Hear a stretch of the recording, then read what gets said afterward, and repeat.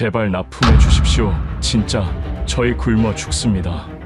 일본 굴지기업의 사장이 한국 공장 바닥에 무릎을 꿇었습니다. 3대째 40년 동안 도요타 부품을 납품해온 가업이 고작 3개월 만에 붕괴 직전에 몰렸기 때문입니다. 한국 배터리 공급이 끊기는 순간 152명의 직원은 하루아침에 실업자가 될 처지에 놓였습니다. 모든 길이 막힌 끝에 남은 선택지는 단 하나. 일본이 식민 지배하던 평생 하찮게만 생각해왔던 나라, 한국이었습니다. 그가 하천국이라 여겼던 한국의 삼성 SDI 공장에서 목격한 현실은 충격 그 자체였습니다. 그리고 일본으로 돌아간 그는 일본 국민 전체를 향해 폭탄 같은 말을 던집니다. 일본은 한국 발 아래 있는 나라입니다. 일본이 발칵 뒤집힌 그날의 진실, 지금부터 공개합니다. 아니다. 그 전에 1초 만에 누를 수 있는 좋아요 버튼을 눌러 대한민국을 응원해주세요. 또 어디서 듣고 계신지 댓글로 알려주세요. 네. 그러면 우리 대한민국 국민은 모두 하나로 연결됩니다. 저는 미야자키 켄타로입니다. 67살이고 도요타 1차 협력업체 사장이죠. 할아버지가 세우시고 아버지가 키운 회사를 35년간 운영해왔어요. 그날 아침까지만 해도 제 인생은 견고했습니다. 60년 가업이라는 자부심, 도요타와 함께 성장해온 역사, 그 모든 게 흔들릴 거라곤 상상도 못했죠. 오전 9시 30분이었어요. 사무실에 앉아 커피를 마시고 있었습니다. TV에서 속보가 떴죠. 도요타 전기차 라인 전면 중단. 화면 속 아나운서의 목소리가 차갑게 울렸어요. 한국 배터리 공급 중단으로 인한 생산 마비입니다. 손에 쥔 커피잔이 떨렸습니다. 아니, 잔이 아니라 제 손 자체가 떨리고 있었어요. 뜨거운 커피가 손등에 튀었지만 느껴지지 않았죠. 머릿속이 하얘졌습니다. 한국 배터리 도요타가 멈춘다고요? 전화기가 울렸어요. 발신자는 도요타 본사 구매팀장이었습니다. 미야자키 사장님. 목소리가 딱딱했어요. 모든 발주를 즉시 중단합니다. 그게 전부였죠. 설명도 없었습니다. 사과도 없었어요. 그저 통보였죠. 네, 알겠습니다. 겨우 그 말만 했어요. 전화를 끊고 나서야 현실이 느껴졌습니다. 35년이었어요. 단 한 번도 주문이 끊긴 적 없었습니다.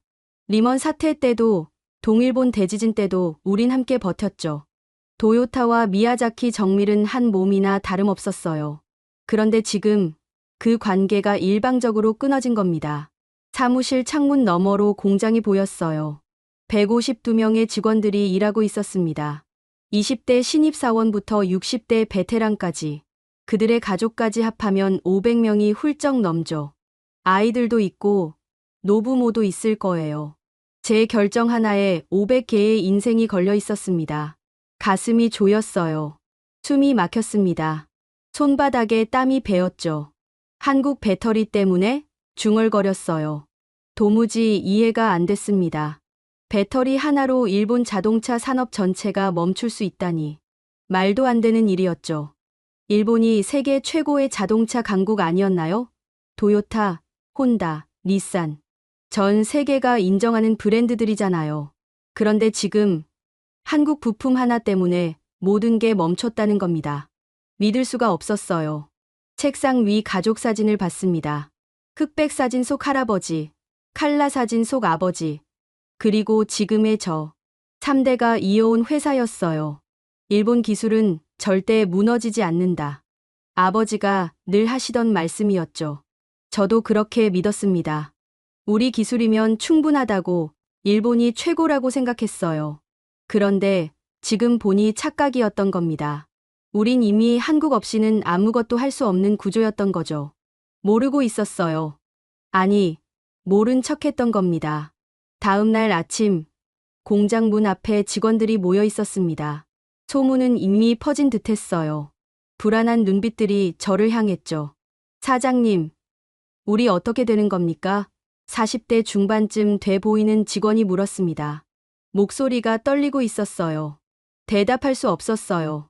입이 열리지 않았습니다. 뭐라고 말해야 할까요? 괜찮다고요? 거짓말이죠. 걱정하지 말라고요? 저부터 걱정투성이인데 67년을 살면서 이렇게 무력한 적이 없었어요. 최선을 다하겠습니다. 겨우 그 말만 했습니다. 최선이 뭔지도 모르면서 그렇게 말했죠. 직원들의 표정이 어두워졌어요. 제 대답이 그들을 안심시키지 못했다는 걸 알았습니다. 사무실로 돌아와 의자에 앉았어요. 천장을 올려다봤죠. 형광등 불빛이 눈부셨습니다. 왜 하필 한국이었을까? 왜 하필 배터리였을까? 그 질문들이 머릿속을 맴돌았어요. 그런데 대답은 나오지 않았습니다. 어릴 적부터 들었던 이야기가 있습니다. 한국은 일본이 가르친 나라다. 할아버지도, 아버지도 그렇게 말씀하셨어요.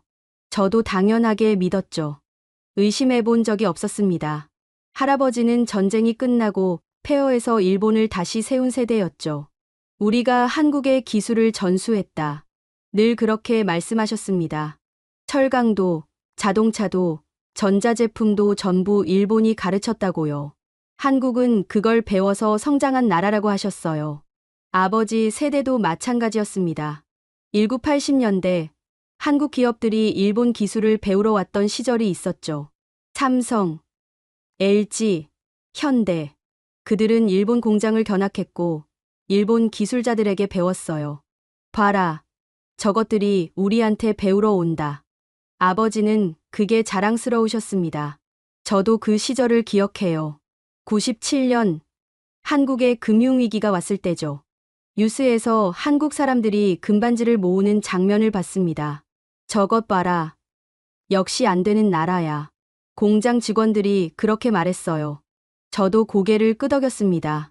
한국은 우리보다 약한 나라라고 생각했죠.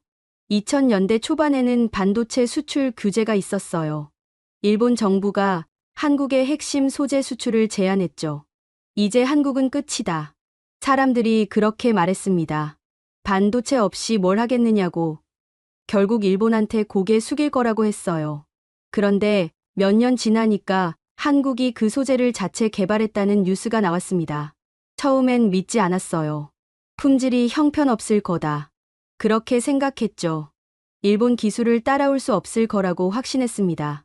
제자가 스승을 넘을 수 없다는 건 당연한 이치 아닌가요? 아버지는 돌아가시기 전까지 그 믿음을 버리지 않으셨어요. 켄타로, 명심해라. 일본 기술은 세계 최고다. 병상에서도 그 말씀을 하셨죠. 한국이 아무리 따라와도 우리를 넘을 순 없어. 우리가 가르친 건데 어떻게 스승을 넘겠느냐. 저는 고개를 끄덕였습니다. 네. 아버지 말씀이 맞습니다. 회사를 물려받고 나서도 그 생각은 변하지 않았어요. 도요타와 일하면서 일본 기술의 우수성을 매일 확인했습니다. 정밀도, 내구성, 품질 관리. 모든 면에서 완벽했죠. 역시 일본이야. 자부심이 있었어요. 한국 배터리가 전기차에 들어간다는 걸 알았을 때도 별 생각 없었습니다. 그냥 싼 게 장점이겠지. 그렇게 치부했어요. 가격 경쟁력 때문에 쓰는 거라고 생각했죠. 품질은 당연히 일본 파나소닉이 더 좋을 거라고 믿었습니다. 그런데 지금 그 한국 배터리 없이는 도요타가 멈춰버렸어요.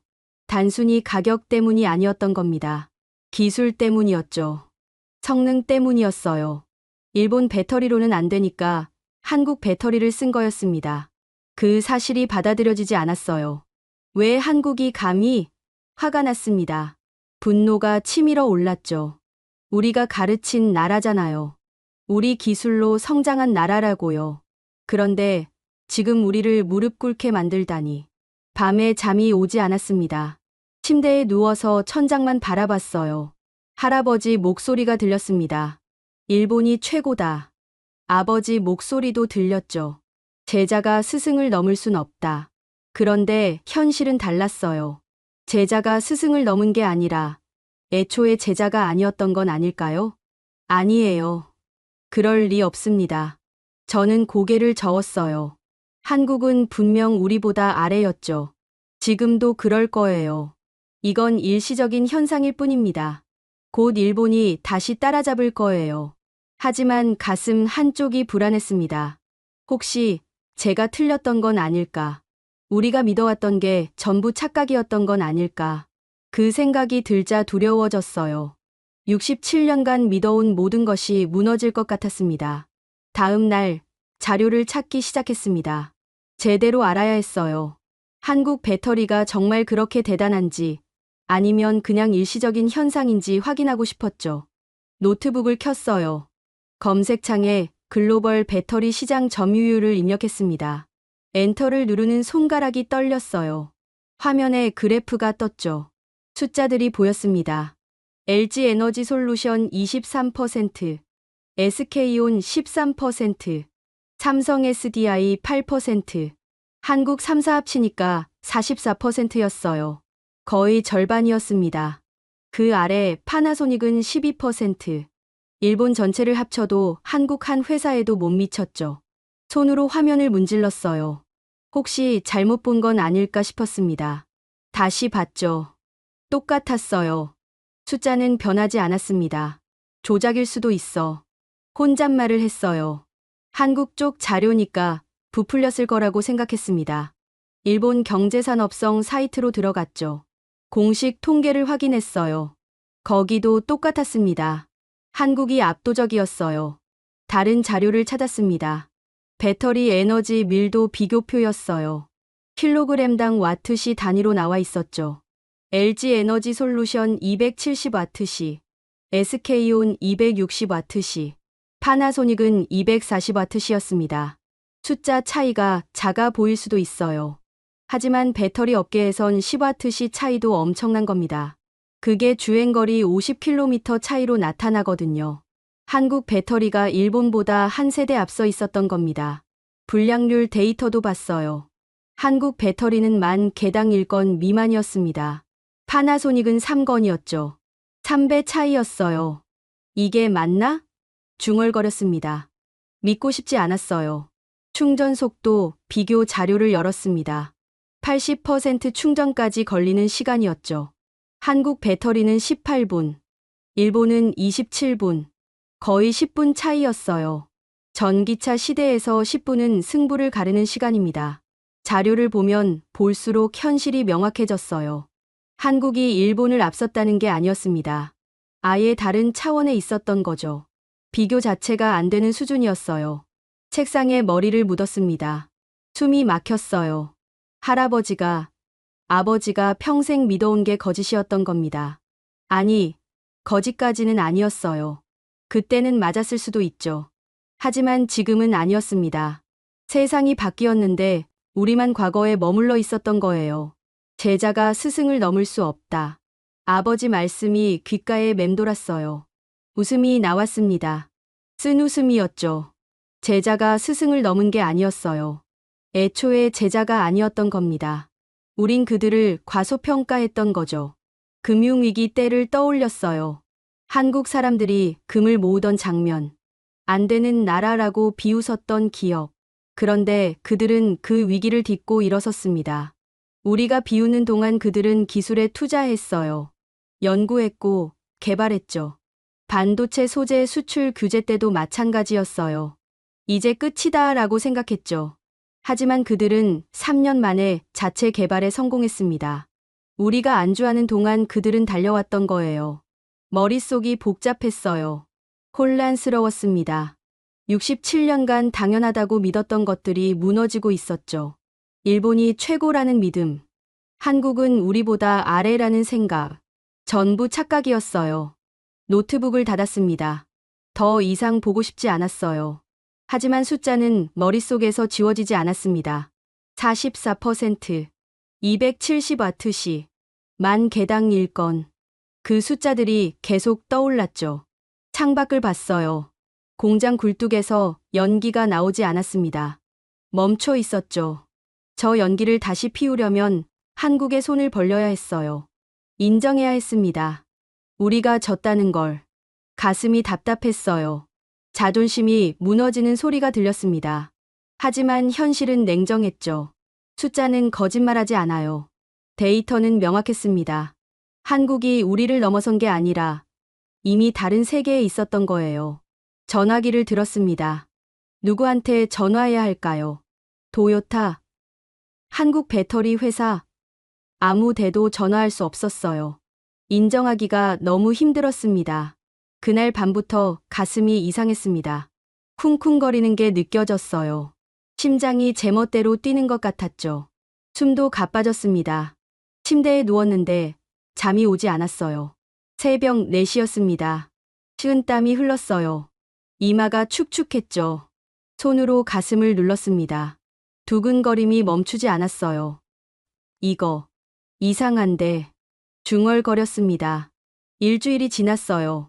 증상은 더 심해졌습니다. 회의 중에 갑자기 어지러웠죠. 책상을 붙잡았어요. 사장님, 괜찮으세요? 비서가 물었습니다. 응, 괜찮아. 거짓말이었어요. 아내가 병원에 가라고 했습니다. 켄타로, 이러다 큰일 나요. 걱정하는 목소리였죠. 저도 알았어요. 몸이 보내는 신호를 무시할 수 없었습니다. 도쿄대학병원 심장내과를 예약했어요. 일본 최고의 병원이었죠. 이틀 후 예약이 잡혔습니다. 진료실에 들어갔어요. 의사는 50대 초반쯤 보였습니다. 증상이 언제부터였습니까? 의사가 물었어요. 일주일 전부터입니다. 대답했죠.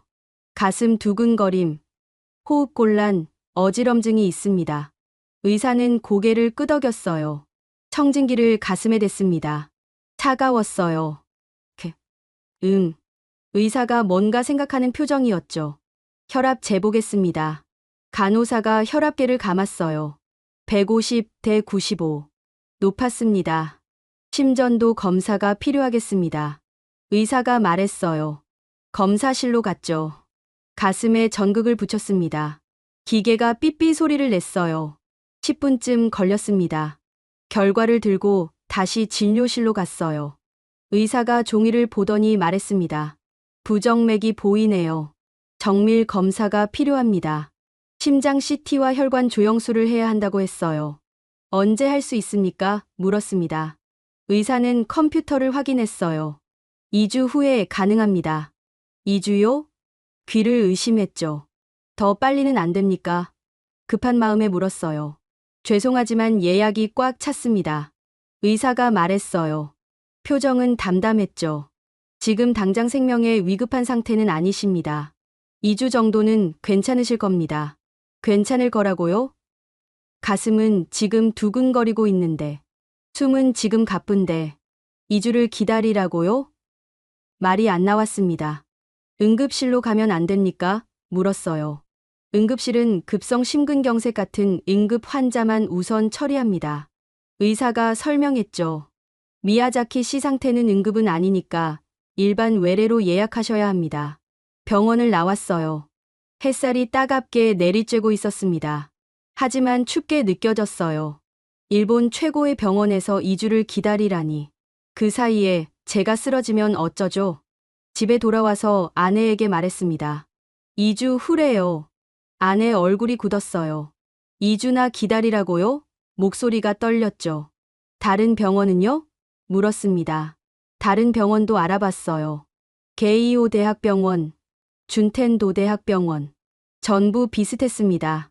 빠르면 열흘, 느리면 3주였어요. 일본 의료 시스템이 이렇게 느린 줄 몰랐죠. 기술은 세계 최고인데 왜 이렇게 느린 거야? 혼잣말을 했어요. 일본 의료 기술은 분명 우수합니다. 장비도 좋고 의사 실력도 뛰어나죠. 하지만 시스템은 달랐어요. 느렸습니다. 그날 밤 가슴 통증이 더 심해졌어요. 숨 쉬기가 힘들었습니다. 혹시 이대로 죽는 건 아닐까? 그 생각이 들었죠. 2주를 기다리다가 제가 쓰러지면 어떡하죠? 새벽에 잠이 깼어요. 식은땀으로 범벅이었습니다. 아내가 깨서 물을 가져다 줬죠. 켄타로, 한국 가요. 갑자기 아내가 말했어요. 뭐? 되물었습니다. 한국이요? 아내가 고개를 끄덕였어요. 배터리 일로 어차피 가야 할 거 아니에요. 거기서 병원도 가봐요. 한국 의료가 빠르다던데. 한국 병원이요? 처음엔 말도 안 된다고 생각했습니다. 일본 의료가 최고인데 왜 한국에 가요? 하지만 생각해보니 선택지가 없었어요. 2주를 기다릴 순 없었죠. 알았어요. 대답했습니다. 다음 날 한국행 비행기표를 예약했어요. 이틀 후 출발이었습니다. 인천행 비행기에 올랐습니다. 좌석에 앉자마자 가슴이 또 조였어요. 심장이 빠르게 뛰었죠. 승무원이 물을 가져다 줬습니다. 괜찮으세요? 걱정스런 표정이었어요. 네, 괜찮습니다. 거짓말이었죠. 전혀 괜찮지 않았어요. 비행 시간은 2시간 반. 그동안 버틸 수 있을까 불안했습니다. 이륙하고 30분쯤 지났을까요? 갑자기 가슴이 쥐어짜는 것처럼 아팠어요. 숨이 막혔습니다.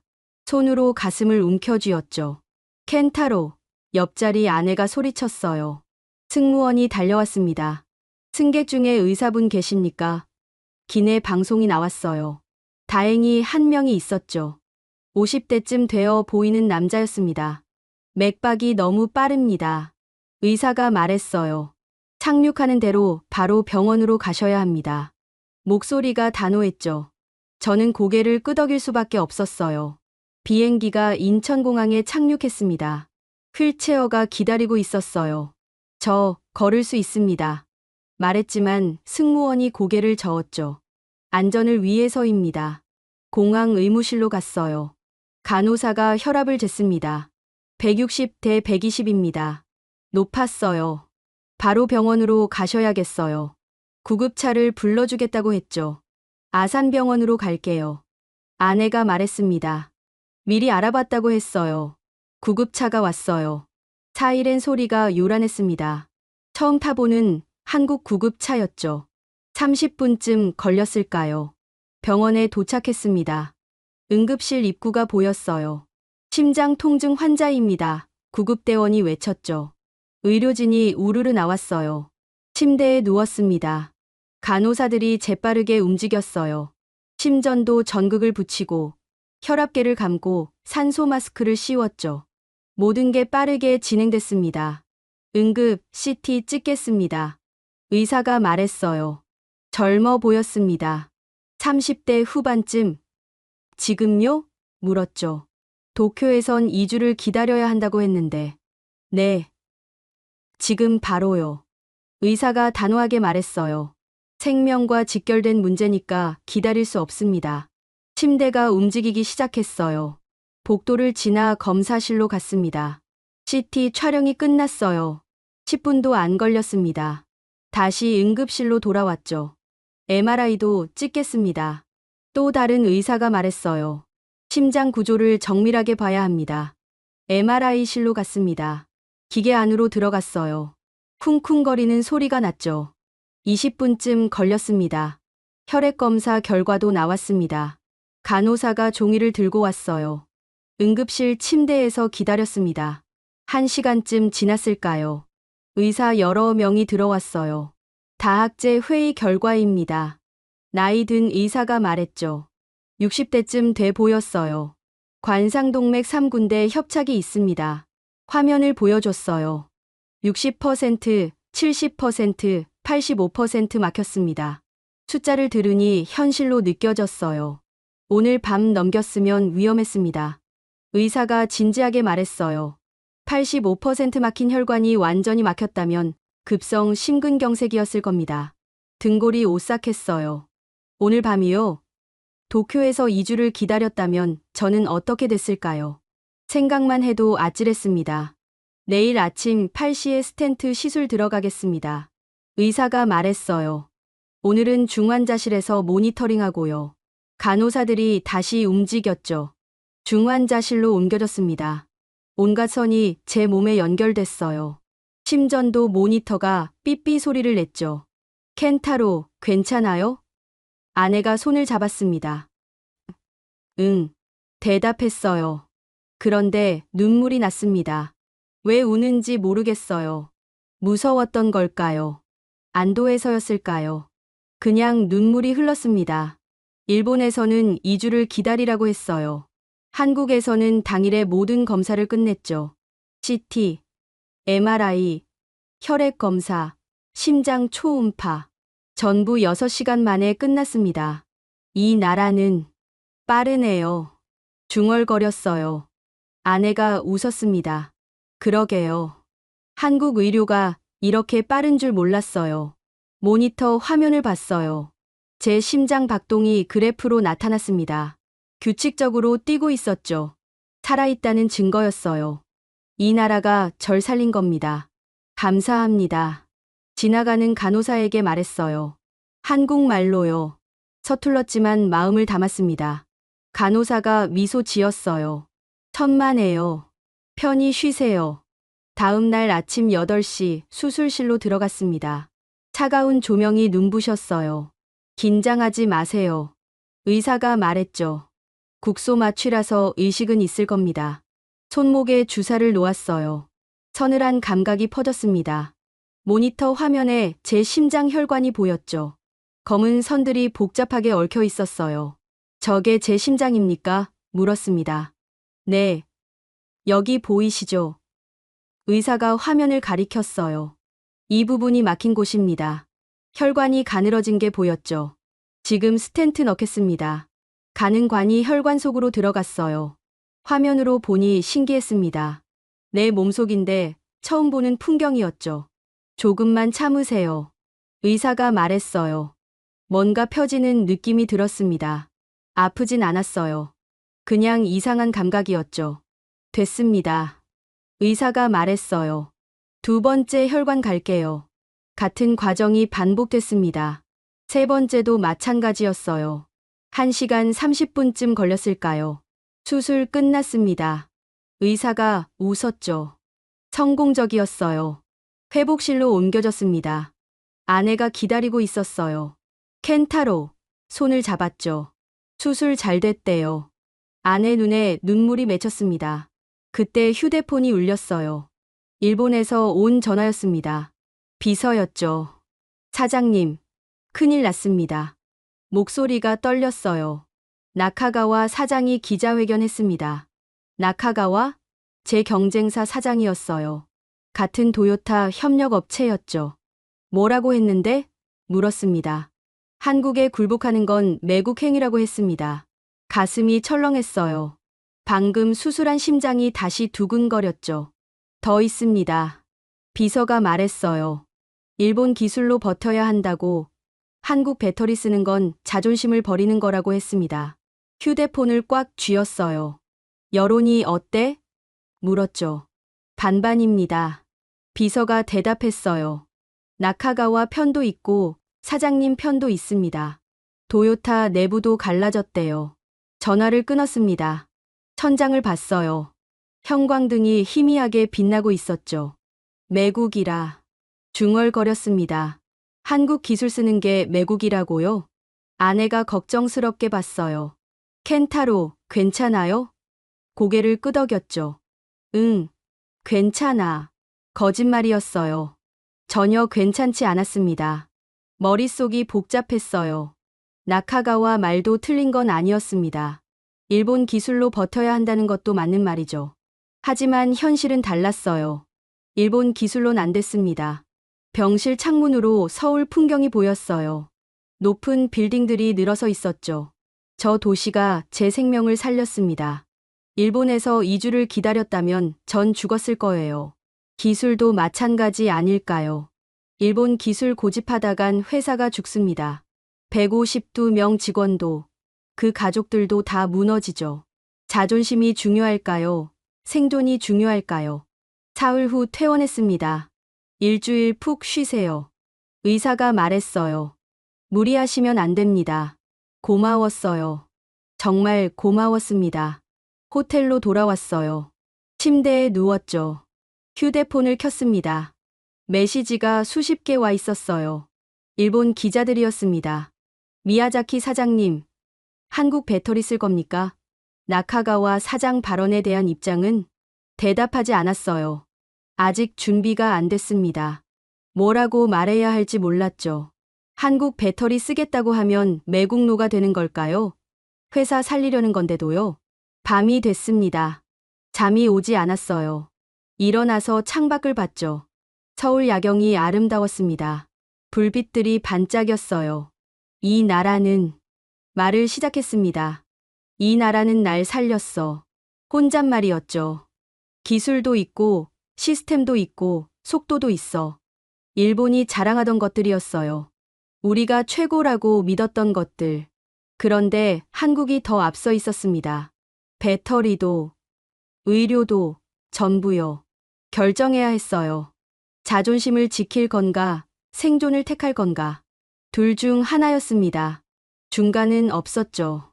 휴대폰을 들었어요. 비서에게 전화했습니다.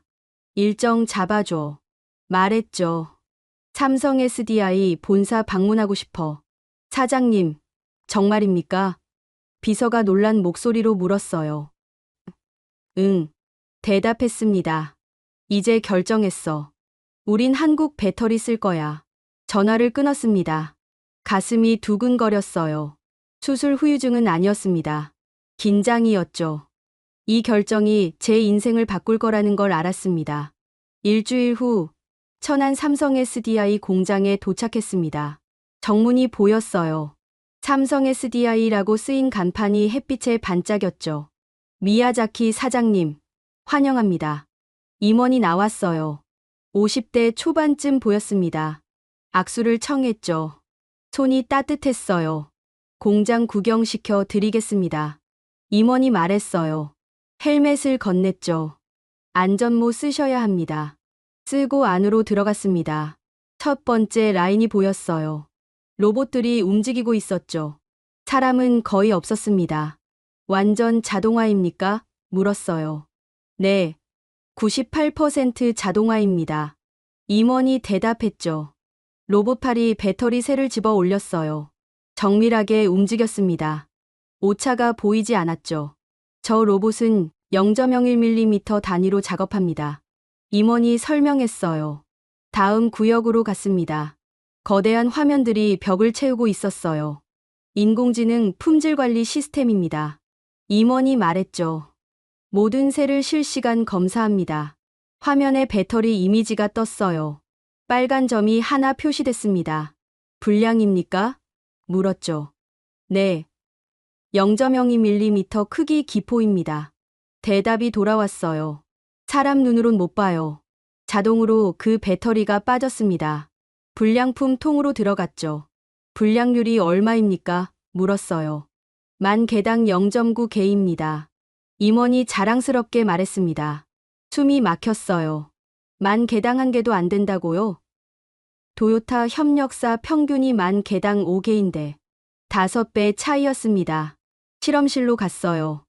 연구원들이 흰 가운을 입고 있었습니다. 여기서 전고체 배터리 연구합니다. 임원이 설명했죠. 유리병 너머로 실험이 보였어요.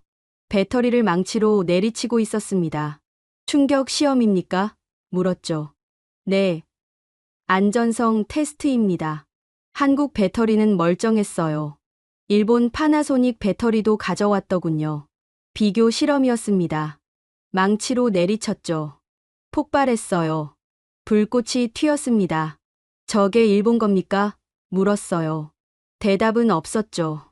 하지만 알 수 있었습니다. 화면에 파나소닉이라고 쓰여 있었으니까. 얼굴이 화끈거렸어요. 부끄러웠습니다. 일본 기술이 최고라고 믿었는데 실험실에서 폭발하다니. 에너지 밀도는 어떻습니까? 물었어요. 킬로그램당 270와트시입니다. 임원이 대답했죠. 파나소닉은요? 다시 물었습니다. 230와트시 정도로 알고 있습니다. 40와트시 차이. 작아 보일 수 있어요. 하지만 전기차로 치면 100km 주행거리 차이였습니다. 엄청난 격차죠. 회의실로 갔어요. 앉았습니다. 임원이 자료를 펼쳤죠. 우리 생산 능력은 연간 50기가와트시입니다. 설명이 시작됐어요. 숫자들이 쏟아졌습니다. 생산량, 수율, 원가, 기술력. 모든 게 압도적이었어요. 일본은 상대가 안 됐습니다. 질문 있으십니까? 임원이 물었어요. 할 말이 없었습니다. 뭘 물어야 할까요? 이미 완패했는걸요. 이 시스템. 입을 열었어요. 병원이랑 똑같네요. 중얼거렸습니다. 임원이 고개를 갸웃했죠. 병원이요? 아산병원에서 수술받았습니다. 말했어요. 거기도 이랬어요. 빠르고 정확하고 시스템이 완벽했죠. 임원이 웃었습니다. 한국은 시스템 국가니까요. 임원이 말했어요. 개인이 아니라 시스템으로 움직입니다. 병원도, 공장도 다 똑같아요. 그 말이 가슴에 박혔어요. 시스템, 국가. 일본은 장인 국가였죠. 개인의 기술에 의존했습니다. 한 명 한 명이 뛰어나야 했어요. 하지만 한국은 달랐습니다. 시스템이 사람을 살리고 시스템이 제품을 만들었죠. 개인이 아무리 뛰어나도 시스템을 이길 순 없었어요. 졌습니다. 말했어요. 임원이 놀란 표정을 지었죠. 저희가 이겼습니다. 다시 말했습니다. 일본이 졌어요. 완전히요. 목이 메였어요. 인정하기 싫었습니다. 하지만 사실이었죠. 숫자로, 실험으로, 시스템으로 증명됐어요. 도와주십시오.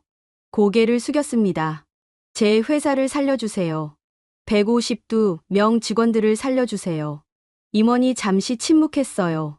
조건이 있습니다. 드디어 입을 열었죠. 들어보겠습니다. 대답했습니다. 일본 정부가 공식 사과해야 합니다. 임원이 말했어요. 배터리 수출 규제에 대해서요. 가슴이 철렁했죠. 그리고 기술 로열티를 내셔야 합니다. 임원이 덧붙였어요. 우리 기술 쓰는 거니까요. 당연한 말이었습니다. 이건 보복이 아닙니다. 임원이 진지하게 말했어요. 비즈니스입니다. 기술 가진 쪽이 갑이에요. 그게 자본주의 룰이죠. 맞는 말이었어요. 예전엔 일본이 갑이었습니다. 한국한테 로열티 받았죠. 이제 입장이 바뀐 겁니다. 알겠습니다. 대답했어요. 조건 받아들이겠습니다. 임원이 손을 내밀었죠. 악수했습니다. 공장을 나왔어요. 하늘을 봤습니다. 구름 한 점 없이 맑았죠. 가슴이 답답했어요. 일본 사람으로서 처음 느껴보는 감정이었습니다. 패배. 완전한 패배였어요. 기술로도, 시스템으로도, 미래로도 졌습니다. 도쿄로 돌아왔습니다. 공항에 기자들이 몰려 있었어요. 미야자키 사장님, 카메라 플래시가 터졌죠. 한국 배터리 쓰실 겁니까? 누군가 소리쳤어요. 나카가와 사장 발언에 대한 입장은요? 다른 기자가 물었습니다. 아무 대답도 하지 않았어요. 차에 올라탔죠. 집으로 가는 길, 거리가 낯설게 느껴졌습니다. 일주일 만에 돌아온 도쿄였는데 다른 도시 같았어요. 다음 날, 회사 이사회를 열었습니다. 이사들이 모였어요. 12명이었죠. 사장님, 결정하셨습니까? 한 이사가 물었습니다. 한국 배터리 씁니다. 말했어요. 회의실이 술렁였죠. 조건이 있습니다. 이어서 말했습니다. 일본 정부 사과와 기술 로열티입니다. 말도 안 됩니다. 나이 든 이사가 소리쳤어요. 그건 굴욕입니다. 다른 이사들도 고개를 끄덕였죠. 굴욕이 아닙니다. 제가 말했어요. 생존입니다. 152명 직원 생각해 보세요. 그 가족들은요? 하지만 자존심이. 이사가 말을 이었죠. 자존심으로 밥 먹습니까? 제가 끊었어요. 자존심으로 월급 줍니까? 회의실이 조용해졌어요. 저 한국에서 수술 받았습니다. 말했죠. 일본에선 2주를 기다리래요. 한국은 당일에 해줬습니다. 배터리도 봤어요. 이어서 말했습니다. 우리가 졌어요. 완전히요. 인정해야 합니다. 한 이사가 입을 열었어요. 사장님 말씀이 맞습니다. 40대 젊은 이사였죠. 현실을 봐야 해요. 과거에 살 순 없습니다. 투표했습니다. 찬성 7, 반대 5. 근소하게 통과됐어요. 결정된 겁니다. 이틀 후 삼성 SDI 본사로 갔습니다. 서울 강남이었어요. 높은 빌딩이 하늘을 찔렀죠. 엘리베이터를 탔어요. 40층까지 올라갔습니다. 회의실 문이 열렸죠. 임원들이 앉아 있었습니다. 앉으시죠. 전무가 말했어요. 의자에 앉았습니다. 테이블이 넓었어요. 저쪽 끝에 임원들이, 이쪽 끝에 제가 앉았죠. 조건 수락하셨습니까? 전무가 물었어요. 네. 네. 대답했습니다. 일본 정부 사과 요청하겠습니다. 전무가 고개를 끄덕였어요. 기술 로열티는요? 다시 물었죠. 매출의 3% 지불하겠습니다. 대답했습니다. 좋습니다. 전무가 미소 지었어요. 그런데 일어나지 않았습니다. 뭔가 더 있나 싶었죠. 미야자키 사장님. 전무가 진지하게 말했어요. 한 가지 더 있습니다. 가슴이 조였습니다. 일본 언론 앞에서 공개 선언하십시오. 전무가 말했죠. 한국 기술이 일본보다 낫다고요. 숨이 막혔어요. 그건 너무한 거 아닙니까? 일본 사람이 일본 언론 앞에서 한국이 낫다고요? 왜 그래야 합니까? 물었어요. 신뢰 때문입니다. 전무가 대답했죠. 말로만 인정하는 게 아니라 진심으로 인정하는지 보고 싶습니다. 그건 말이 안 나왔어요. 일본 전체를 적으로 돌리는 겁니다. 매국노로 낙인 찍히는 거죠. 하지만 선택지가 없었어요. 이게 아니면 회사가 망합니다. 152명이 길거리에 나앉죠. 알겠습니다. 대답했어요. 목소리가 떨렸습니다. 하겠습니다. 그 순간 무릎이 꺾였어요. 실제로요. 의자에서 일어나려다 힘이 풀렸습니다. 바닥에 무릎이 닿았죠. 사장님, 비서가 놀라서 소리쳤어요. 일으켜 세우려고 했죠. 괜찮습니다. 손으로 막았습니다. 그냥 그 자세로 있었어요. 무릎 꿇은 채로요. 전무를 올려다봤습니다. 부탁드립니다. 말했죠. 제 직원들을 살려주세요. 전무 표정이 변했어요. 놀란 것 같았습니다. 아마 일본 사장이 무릎 꿇을 거라곤 예상 못했을 거예요. 일어나세요. 전무가 말했어요. 목소리가 부드러워졌죠. 그렇게까지 안 하셔도 됩니다. 일어났습니다. 무릎이 아팠어요. 하지만 마음은 편했습니다. 굴욕이라고 생각하지 않았어요. 이건 신뢰였습니다. 이 나라라면 맡길 수 있겠습니다. 말했어요. 제 회사를, 제 직원들을 한국에 맡기겠습니다. 전무가 손을 내밀었어요. 악수했습니다. 최선을 다하겠습니다. 전무가 말했죠. 실망시키지 않을게요. 회의실을 나왔어요. 복도를 걸었습니다. 창밖으로 서울이 보였죠. 저 도시가 제 생명을 살렸어요. 이제 제 회사도 살릴 겁니다. 엘리베이터를 탔어요. 거울에 비친 제 모습을 봤습니다. 67살 일본 사장. 한국에 무릎 꿇은 남자. 하지만 후회하지 않았어요. 이게 맞는 길이었습니다.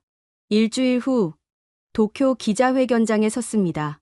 카메라가 수십 대 늘어서 있었어요. 기자들이 100명도 넘게 모였죠. 시작하겠습니다. 말했어요. 플래시가 터졌습니다. 저는 미야자키 정밀 사장 미야자키 켄타로입니다. 심호흡했어요.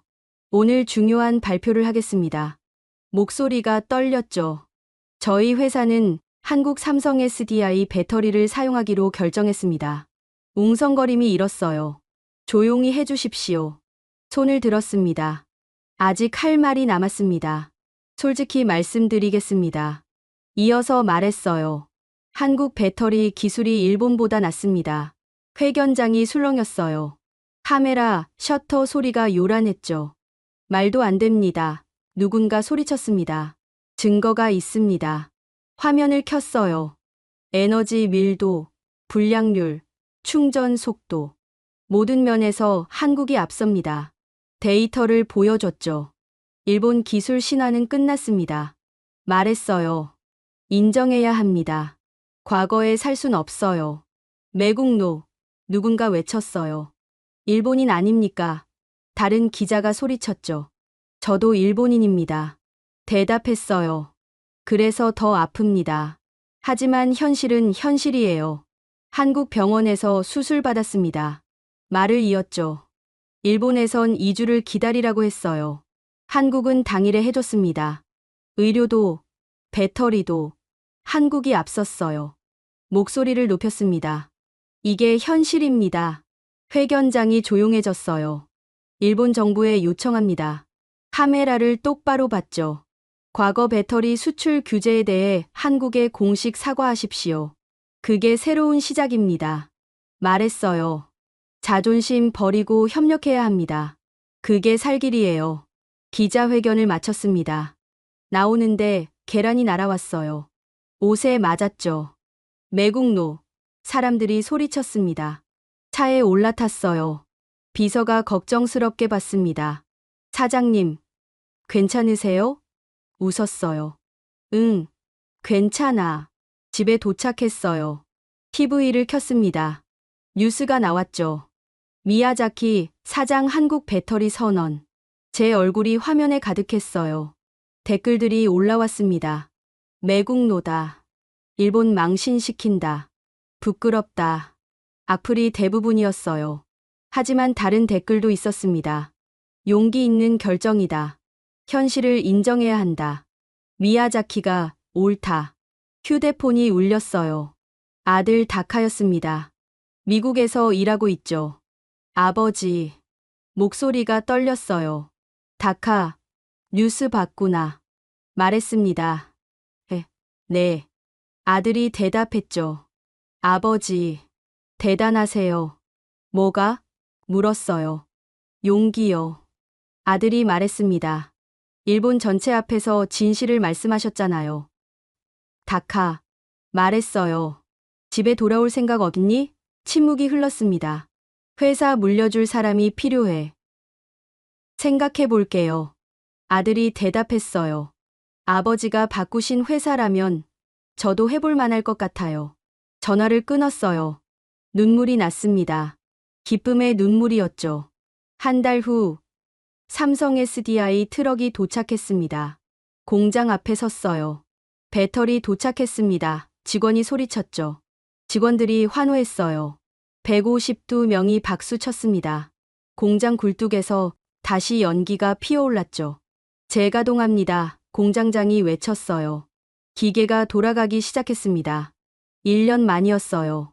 사무실로 돌아왔어요. 창문으로 공장이 보였습니다. 연기가 하늘로 올라갔죠. 살아났구나. 회사가 살아났어. 책상 위 가족 사진을 봤어요. 할아버지, 아버지, 저, 그리고 곧 아들도 들어올 겁니다. 아버지, 중얼거렸어요. 죄송합니다. 아버지 말씀 지키지 못했어요. 하지만 후회는 없었어요. 하지만 회사는 살렸습니다. 사진을 쓰다듬었죠. 직원들도 지켰어요. 창밖을 봤습니다. 석양이 지고 있었어요. 붉은 빛이 공장을 물들였죠. 한국은 제자가 아니었습니다. 스승도 아니었어요. 파트너였습니다. 함께 가야 할 동반자였죠. 그걸 깨닫는데 67년이 걸렸습니다. 늦었지만 지금이라도 알게 돼서 다행이에요. 새로운 시작이었습니다. 일본과 한국, 과거가 아닌 미래를 향해 함께 가는 길. 그 길 위에 저도 서 있습니다. 여러분은 언제 한국의 진짜 실력을 느끼셨나요? 이 이야기가 마음에 닿았다면 구독과 좋아요 부탁드립니다.